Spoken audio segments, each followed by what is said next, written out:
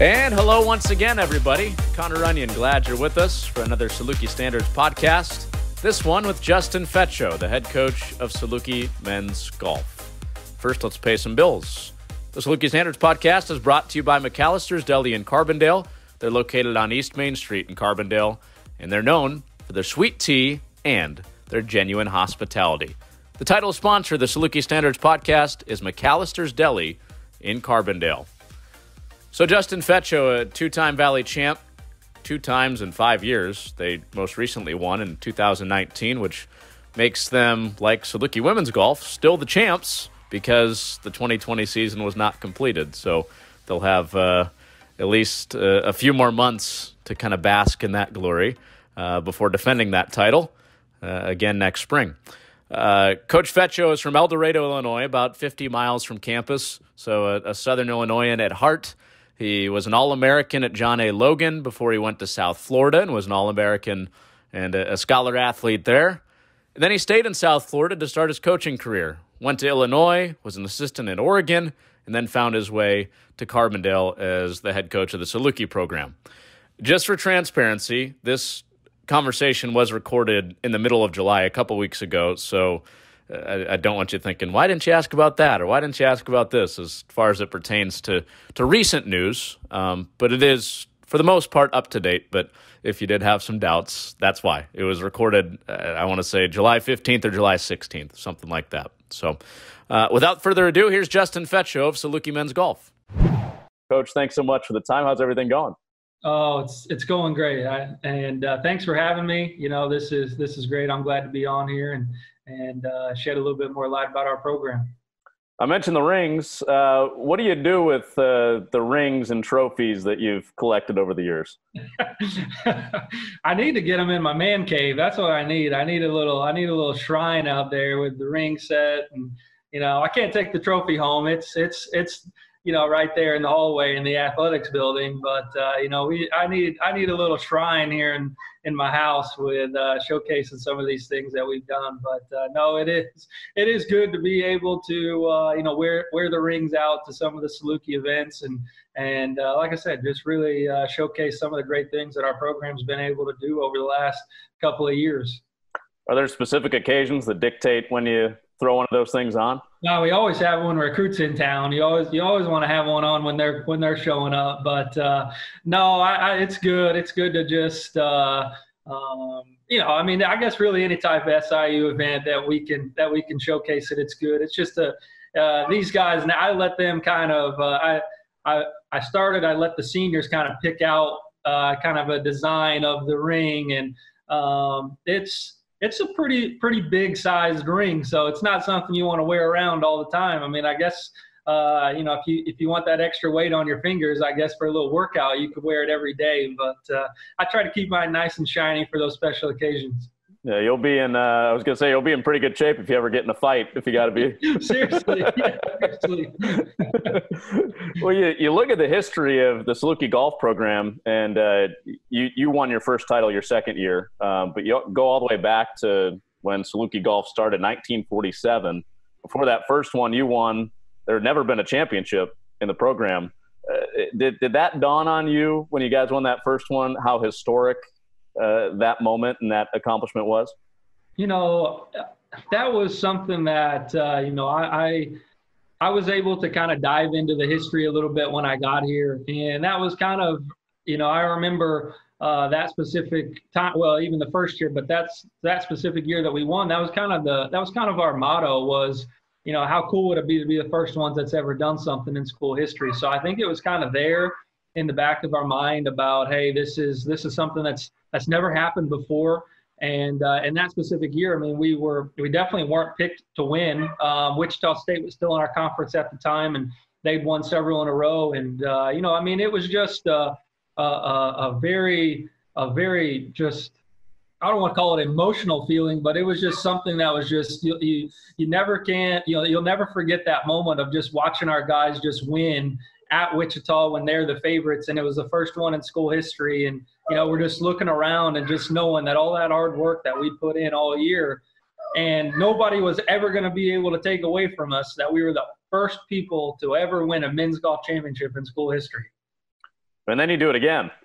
Yeah, and then we wanted to follow it up. Yeah, I mean, how cool is it to be the second? That's what we talked about. But I mean, it's I think that's the thing that we're trying to do now is and we've got some great golf programs in our conference. So it's definitely no disrespect to anybody in our league, but we want to be a dominant team in the Missouri Valley. I mean, we've in 5 years of having, of being able to do conference championships, I think, we've been a part of 2 firsts and 2 seconds. So, I mean, I think that we're there on that, kind of dominant, kind of knocking there on the door. But, the first place trophies look a lot bigger than second place trophies. So we want to continue to get more of those there in the, in the trophy room. But, we're excited to, go play a conference championship every single year. And I think just having the experience of knowing that we've done it before, I think has kind of helped has helped in the second year, because we had some of the same guys that were there in the first year that came back on the second. So I think just having that and having the knowledge and the experience to go through and see yourself win, I think it can lend to being able to do it, again and hopefully again and again, so.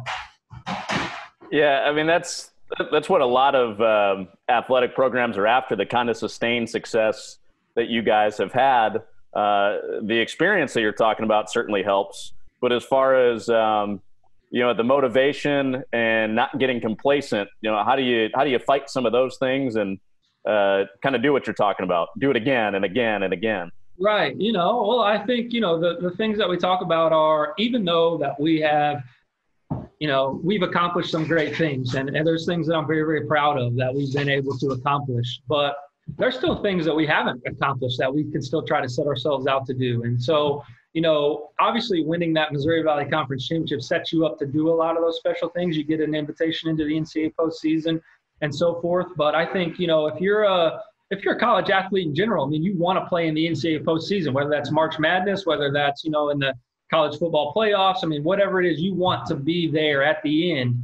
And I think we've been fortunate that we've done it a couple of times now. We've been part of being in the NCAA postseason, represented 3 out of the last 4 years in the NCAA postseason. Only 81 teams in the country can make it that far out of over 300 Division I golf programs. But, I think a next step for us is we're going to be competing for that national championship, and only 30 teams make it out of that 81 on. So, I think it's hard for us to get in a complacent mindset if that's what we really want. And hopefully, and I strongly believe that we've got the players here in our program that they don't want to just stay complacent with just saying we're Missouri Valley Conference champ. I mean, they want to play against the best level of competition we can. And what higher place can you play than trying to compete for a national championship where, again, only 30 teams in the country get that opportunity every year in our sport.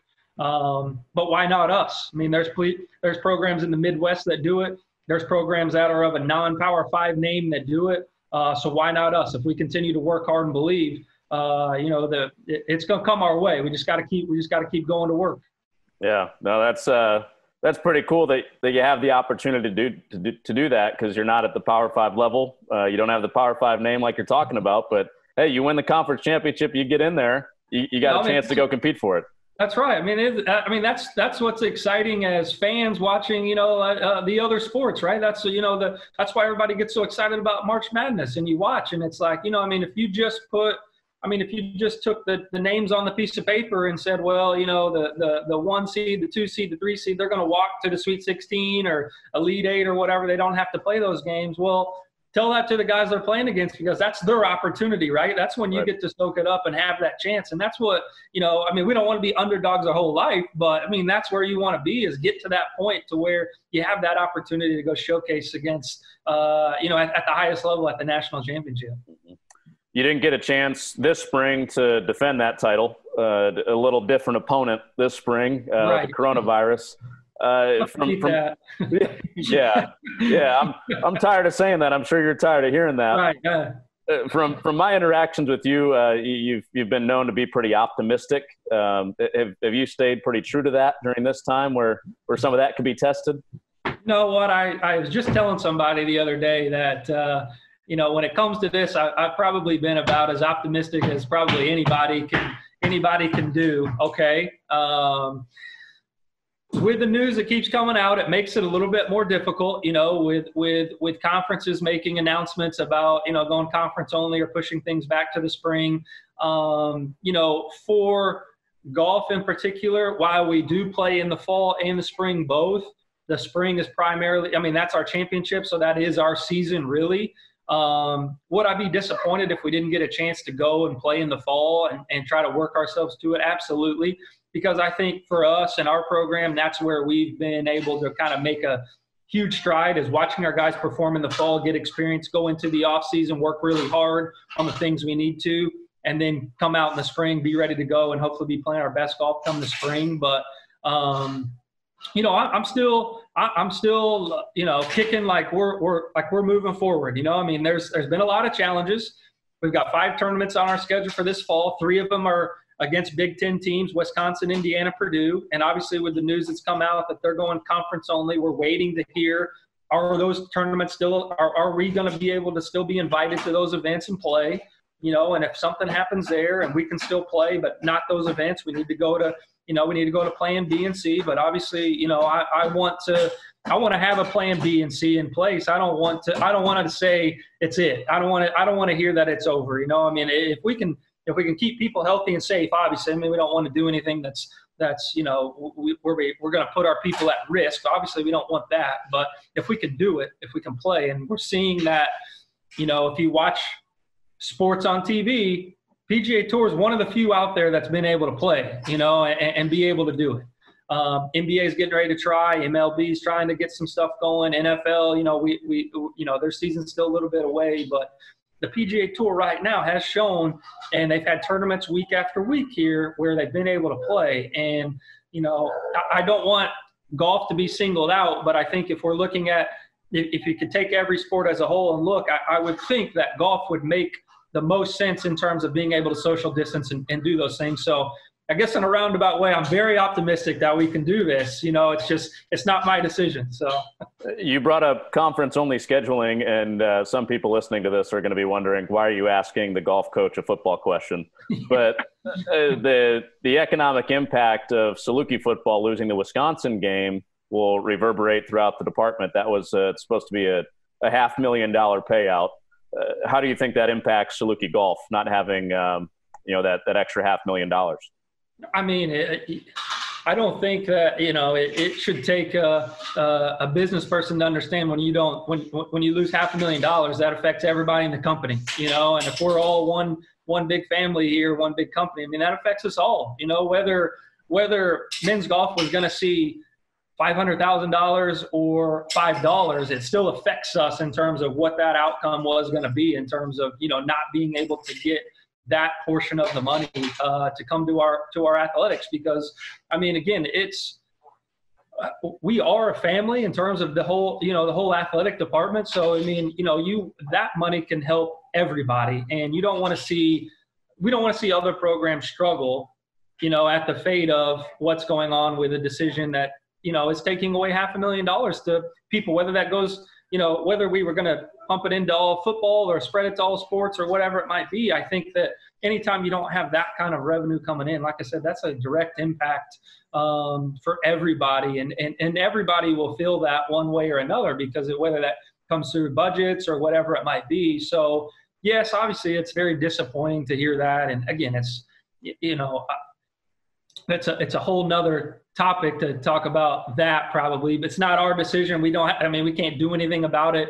They say it, we have to follow up and go with what that is. But, it is disappointing to hear that our school, was looking forward to having that kind of money coming in. And again, we're sitting here talking about the money, but for me as a coach, I'm thinking if I'm Coach Hill, not just is it about $500,000, but it's about the opportunity for my guys to go play against a Power 5 opponent and show who we are and what we're all about, and go up to Wisconsin and go and let's find out what happens at the end of the game. Let's look at the scoreboard. Let's see how the Salukis do. But we got an opportunity to go play and compete at that level. So I think there's a lot that goes into all of that, and again, we're gonna feel it. But hopefully we're going to come out stronger on the back end of that. Yeah. If anybody knows how football is feeling losing out on that game, it's you with what you guys did at Indiana last year and going there and winning. So that's a good point. But another part of the news that I'm sure hit close to home with you guys was, if classes go online, international students potentially having to go back to their home country. That was reversed earlier this week. But what would you guys have done if that was the case and you couldn't have more than half your team here? That's that is. I'll tell you that it was a pretty stressful couple of weeks there trying to figure it out. I'm trying to contact the SIU international office. We're having Zoom calls with our international guys on our team. They're trying to gather their information from their countries. We're trying to find out what's happening here. Quite honestly, I don't think we're still in the clear just yet because they still have a travel ban to be able to get over here. So we're still trying to navigate all this to be able to get them back. But yeah, I don't know that I'm willing to sit here and say that we've got a great plan in place if they're not able to get back. We got 9 guys on our team. 6 of them are international guys.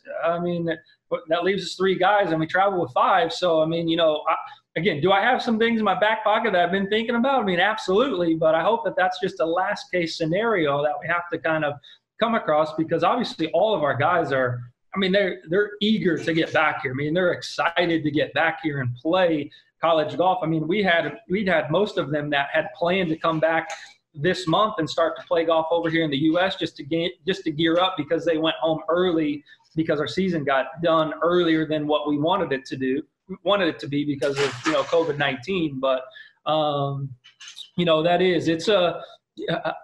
know that there's other programs in our university in our athletic department that have international students, but I don't know that it's at the high rate that we have that makes up a strong percentage of our team. So yeah, it's gonna, it's affected us already. Just in terms of trying to get them back over here. But again, I'll go back a couple questions before. I'm still very optimistic that we're going to be able to figure this out and be able to get them here.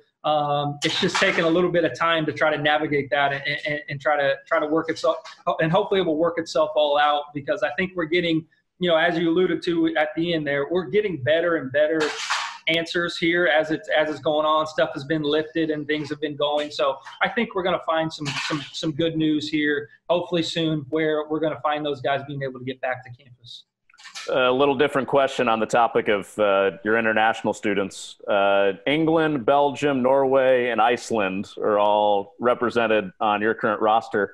How many of those places have you actually been to when you've been out recruiting? Let's see. I've been to England, and that's the only one. I think I had a stop in Iceland. I stopped at a hub. That was where I connected for a flight, but I didn't get out and tour. So it is. I told those guys, hey, this is once you leave here, we're staying in contact because when I start to travel and go, I'm going to be going to Iceland, Belgium, Scotland.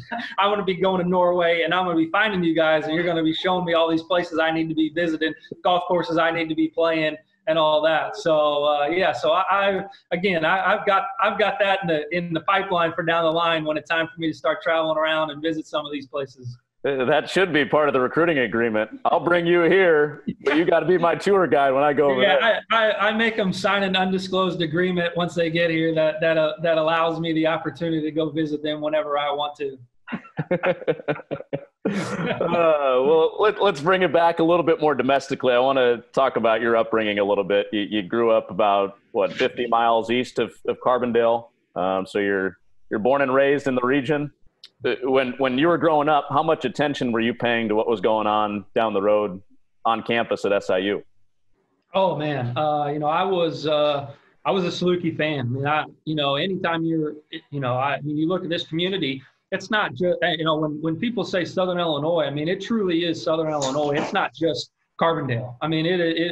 It's a community around Carbondale, and if you grow up within this region, about the Salukis. And I attended football games. I attended basketball games. I remember coming to the midnight basketball games and going to the old football stadium and watching games. My parents graduated from SIU. My sister graduated from SIU. So, I won't say that, I won't say that my bedroom was all marooned out when I was a kid, but I mean, I was, you know, I knew about the Salukis and obviously had followed them and you know, from, you know, and knew people on the golf team as well. I mean, you know, so, I mean, I obviously kept close tabs on what was going on, you know, in Carbondale, just being in the region. And like I said, I was a big fan as a kid growing up. You had some influence, it sounded like, with some other sports. You brought up basketball and football, but what was kind of the Eureka moment for you that golf could take you pretty far in life? Oh man, you know, that's a good question. I don't know if I had an aha moment or not. I think it was just, you know, I kind of got into it. My dad plays, and you know, he said he tried to take me out there at a pretty young age, like when I was like 4 or 5 or 6, and I didn't really show a whole lot of interest in being out there. And then when I was 10, he took me back out there, and I started to do it, and you know, started to really enjoy it. And you know, I mean, I just tried to, I guess, work hard. I mean, at my golf course where I grew up, I mean, it was just an 18-hole public golf course, and you know, I was fortunate, and you know, probably people don't do this nowadays. Just, I mean, I don't know if they do or not, but when I met people that I would go out there in the summer when school was out, I knew older guys than me that were teachers that I met at the golf course.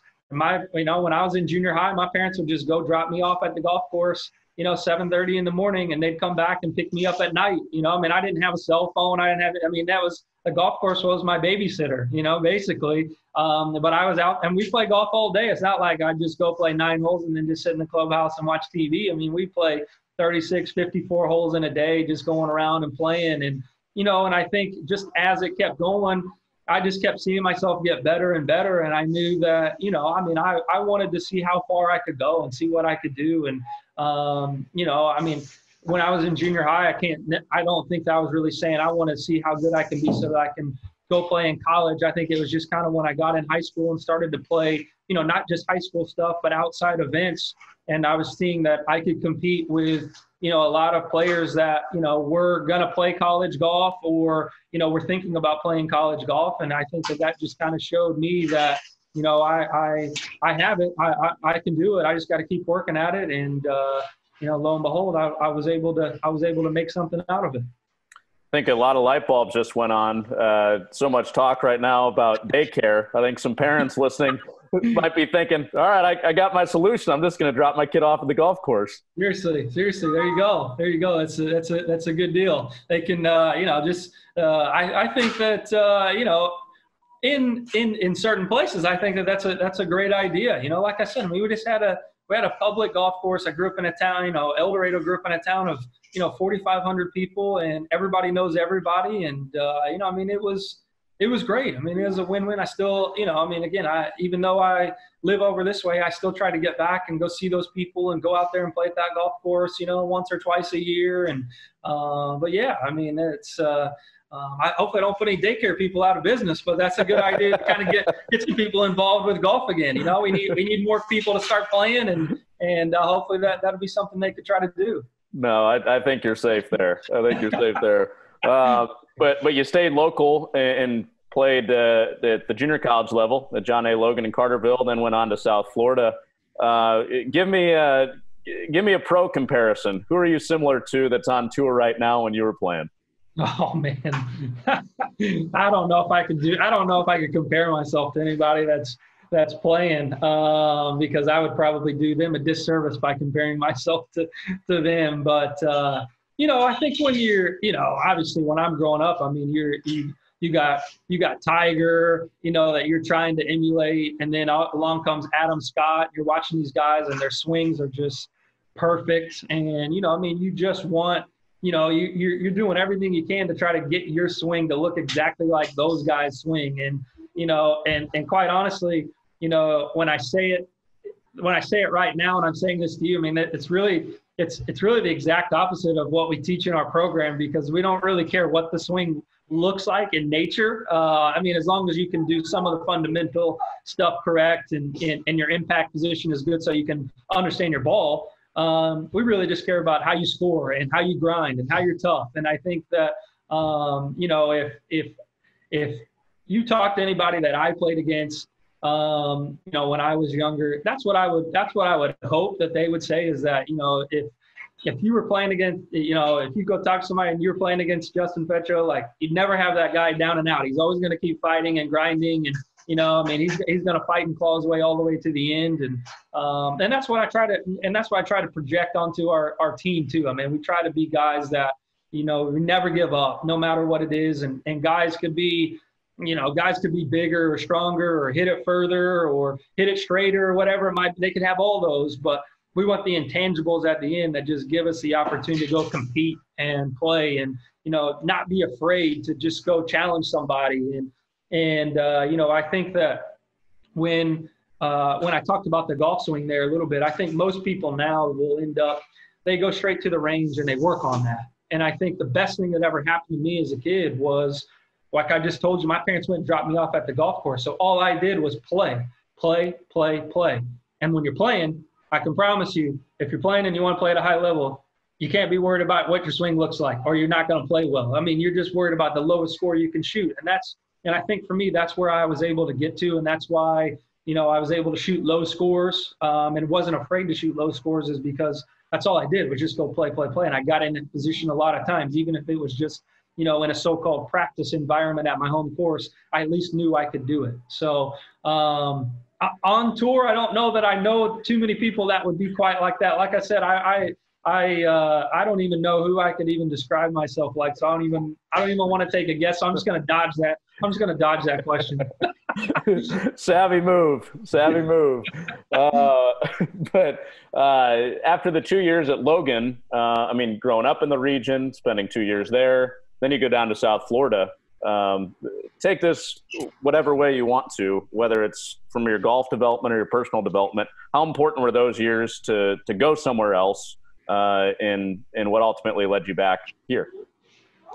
Yeah, I mean, huge change. It was a huge change for me, and probably one of the best decisions for me at that time, because, like I said, growing up, small town, 4,500 people, I stayed local, went to a junior college, and, you know, again, this is not a discredit to anybody that I grew up playing against or anybody at that junior college level when I was there. But, you know, when I was in high school, I had a pretty decent career at where I was at, you know, in a small town. Our team was pretty good. You know, and then at the junior college level, our team was pretty good there too. We finished, I think, second in the country. And, you know, I think I finished second or third individually at the national championship. And I think for that time, for me to grow, I needed to move on and I needed to go someplace else. And, you know, again, growing up in a town of 4,500 people and then going to University of South Florida, had 50,000 students at the time. I mean, it was, I don't want to say culture shock, but it was something that I hadn't really experienced before.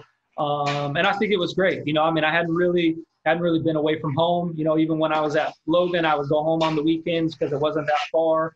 And then when you go to a place like South Florida, I mean, you're there until Christmas break, and then you come home in the summer. So, I mean, I did a lot of, you know, growing up, really, I guess, in terms of just being away and being in that kind of environment. And, you know, was able to build some really good relationships when I was down there, from a golf standpoint that, you know, I went, you know, we had some pretty good teams when I was there. You know, we didn't necessarily make it to that national championship like I would have wanted to, but we had some good teams there. And then I went on and played a little bit, but I stayed in that Tampa area and stayed in that connection. And I don't know if I'm going to jump the gun here with any questions you're going to ask, but that's kind of how I got into coaching, was being able to kind of stay around there. Was, you know, I wanted to play. I wanted to play and compete, and I was playing professional golf. And my old coach was looking for an assistant, and he knew I was still in the area.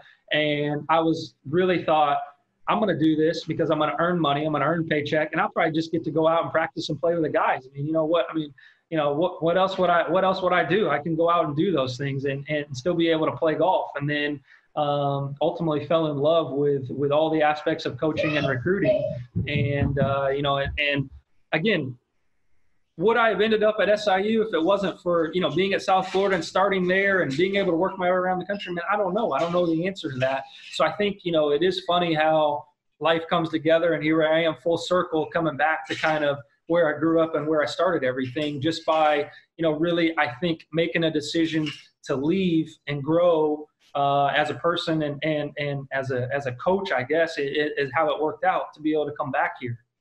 It's got to help that you can play 365 down there, right? Oh yeah, right. I mean, it is. I think that again, when I was looking, that was a huge draw for me because, again, I mean, you grow up in an environment where maybe 365 days isn't something you can do all the time, and then I go down there on a visit in like late January, early February, and you get off the plane and you're ready to put your shorts and short sleeves on, and you're like, what is this? I've never been able to experience something like this because it's 75 and sunny outside. But that was obviously a huge draw of being able to go down there. But I guess if I flip this and I put my coaching hat back on, looking back, and I tell recruits this too. I mean, the warm weather, that doesn't make you become the best player that you can be. I mean, you still have to be in a culture and an environment that will allow you to be able to become successful and see yourself improve. If you are somebody that's maybe internally can go and practice and do all that and you don't need to be pushed, then, maybe the warm weather is a great spot for you to be able to go do that. But being able to surround yourself with 8 or 9 other guys that all they want to do is eat, live, breathe, sleep, golf, that may be something that you want to be in. And maybe it's not Florida. Maybe it's Southern Illinois where you want to be, where you can grow and you can get better with that. Yeah. The winters are pretty short here anyway. I mean, right. Yeah. Really, it's only all the time. I mean, you don't just like that. Snap of the finger. Winter's over. You're back out playing. So. Right. One of the when you got into coaching, one of the first guys I saw you recruited was Chase Kepca. Many golf fans know his brother Brooks, who's on tour. Looks like a bodybuilder, drives it a million yards. Do you still have a relationship with the Kepkas to this day? I haven't talked to Chase in a while. When he was still in college and I had moved on to another school, we saw him at an event, and I was able to catch up with him and talk to him a little bit. But that is, for me, that's why I guess I'm excited that I've been here for 6 years and been able to build relationships with everybody. And you stay in touch with the guys that have left.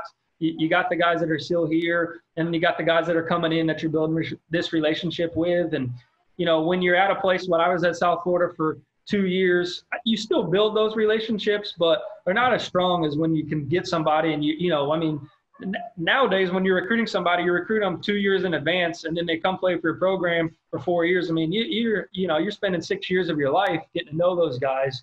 And Chase's first class. It was just a great get to be able to have him come to South Florida. The head coach at South Florida at the time, Coach Malloy, did a great job of recruiting him. He'd actually coached Brooks at Florida State, and he'd come down, and so they'd had a relationship there. And sometimes that happens. Sometimes you have a relationship with one coach versus the other. But I enjoy following him. I mean, I follow him on social media, and I enjoy seeing him. When he's doing well. I know he just Monday qualified for a PGA Tour event not too long ago, and so it's great to be able to see people that you've talked to and built a relationship, being successful in something that they really want to. I mean, most people are still going to go be successful in life, but to watch somebody be successful in the sport they love and go play at the highest level, as a coach, that's what excites you, is being able to know that, hopefully you played a very small role in being able to help that individual see that success, but knowing that you were there with them and trying to guide them, it makes you feel good. Yeah, no, that's pretty neat. I don't want to gloss over any of your other stops, South Florida, then Oregon, Illinois, now back home again in the Southern Illinois region, and you've brought a high level of golf here. There seems to be something about a lot of the head coaching jobs in the department. Nick Hill, Brian Mullins, Kerry Blaylock, Danielle Kaufman with women's golf, with head coaches having ties to the region. Why do you think there's such an allure for so many people to come back and work kind of where they came from, like you have? I think that it just shows, to me, I think the big part of it is the community. I think the community engagement with the university itself is is second to none. I mean, not to get off topic here, but we have a fundraiser every year, and it's coming up in a few weeks. And I mean, just to see the people that are wanting to be a part of it, wanting to help out and support our program, and I know that it's tough times for everybody. They don't have to support us right now because there's a lot of people that, businesses were impacted and different things were going on and individuals were impacted with all this. But just to see the generosity of what they want to do to help, a men's golf sport. And I know that we've got other sports that are way more high profile, like a basketball, like football, like those that, where people can see their giving and get tickets and go to games and all that. And I understand that. But I think the community, having that, is a big draw to want to be at a place like this. To want to be at SIU, and you walk out in the community and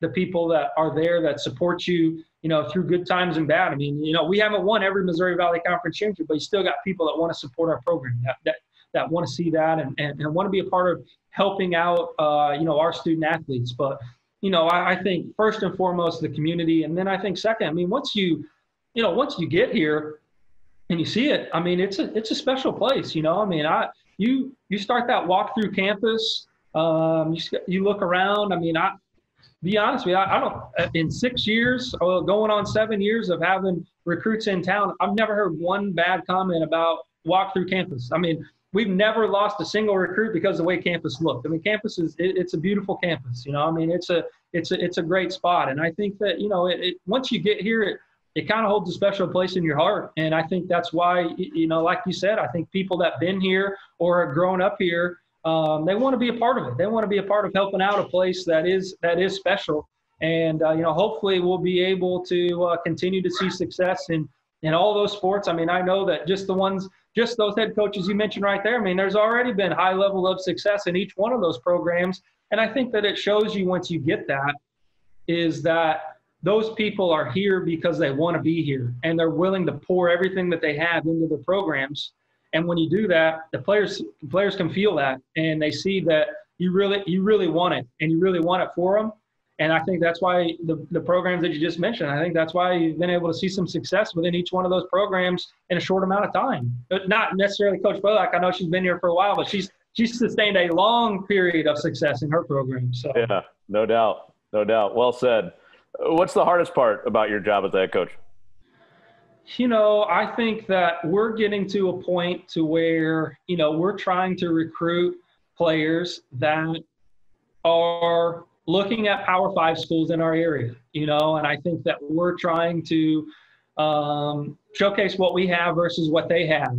And I think that, we're always and again, college athletics may flip upside down with all this stuff. Well, who knows, right? But I think, every Power 5, it's like an arms race to find out how great the facilities are and what they can do to make it, to have all the bells and whistles.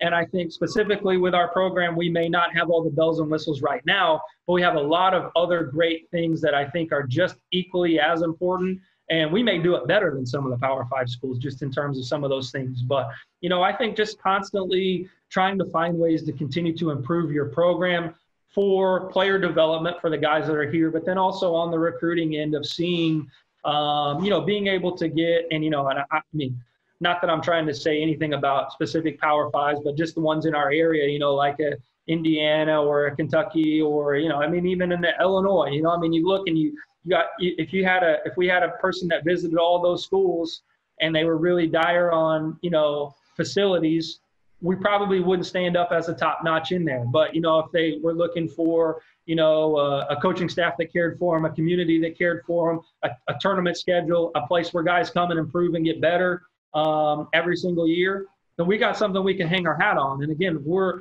not a program that sits there and says, holds our hand out and said, well, we can't win because we don't have X, Y, and Z. We're just going to go find a way to be able to make X, Y, and Z happen.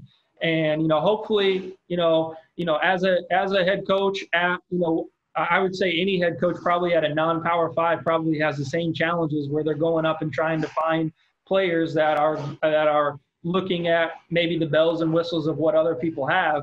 But again, I think that also shows that, in this, you've got to try to connect with people, and you've got to almost be, and I'm not trying to call myself an expert recruiter by any stretch of the imagination, but you got to be, a pretty good recruiter to be able to try to steal players away from those specific types of programs that have that and showcase all of your strengths and show them how that'll make them become a strength of theirs once they get here. So.